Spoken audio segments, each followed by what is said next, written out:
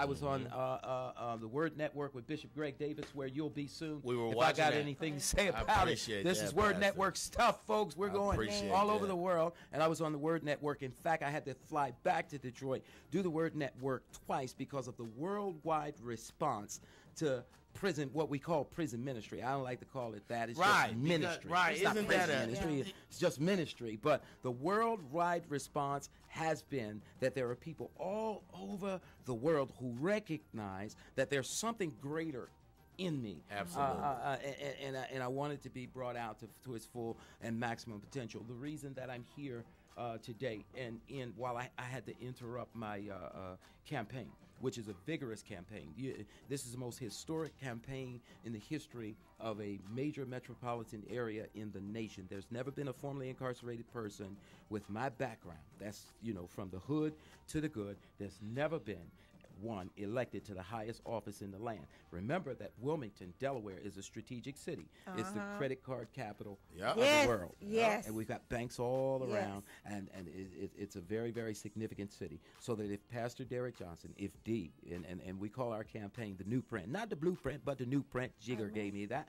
Thank you, Jay-Z. Not the blueprint, but the new print with Pastor D, meaning that they took my fingerprints when they sent me to prison. But now as the mayor, I'm going to put the new print I know that's right. The city of Wilmington. But I just, woo! Yeah. I mean, for our viewers and our listeners, if you don't get a hold of what this man is saying, when I say every day you live with expectancy, you live with wanting to do great things, you wake up with the notion of God is going to do something in your life, it's a walking testimony. Every day. It's a walking testimony. So when you feeling down on yourself about doing something, Griff will laugh at me because I'll be like, I've been to jail and it been for traffic tickets, but I had to go to tell somebody that, girl, that's nothing. Yeah. You know what I'm saying? Our show and our marriage speaks of the exact same thing that you preach of. That we going through something, and we want the world to see that you can make it. And whatever you do, don't dismiss prophecy. Prophecy's real. The prophetic part of the Bible is real. If you look at what's going on in the world, turn on the news today. You see what's happening on CNN, and you see what's going on in Egypt. You can find it in Ezekiel 38. You can find it in Daniel chapters 1 through 8. But they don't want that. They want to ignore it and just believe it. But they just want to believe it. Here's where they will buy in. Here's where you're going to get it, boo. Here's where you'll buy in. All you got to do is look at your life. And the things that you foresaw, the things that God showed you and told you about yourself, that greatness, those things are coming to pass. I'm walking in the prophetic utterance of what I spoke in a jail cell on death row.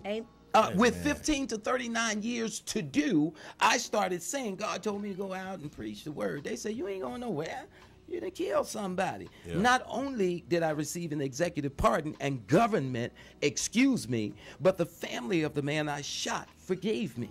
In the auditorium, in the downtown auditorium in Wilmington called the Grand Opera House, the family, his children, his nephews, got on television, his nieces, his brother extended to me forgiveness because they were so happy about my deliverance and the effect I'm having on people all over the world. And but when God tell you, that's what I was like all day. Can't nobody stop what God has already said in motion. Especially Satan. But Pastor, this and I'm loving everything you're saying, man. You already love that Jesus. What do you, with you being in a government capacity, with you being about to be the mayor, how do you, it's a lot of people that don't want to mix religion with state. Like, how do you get that same message across? And it's just, I think without sounding Jesus. Separation of state, church and state is a constitutional language. Now, I appreciate our Constitution. I think it's one of the greatest documents ever written.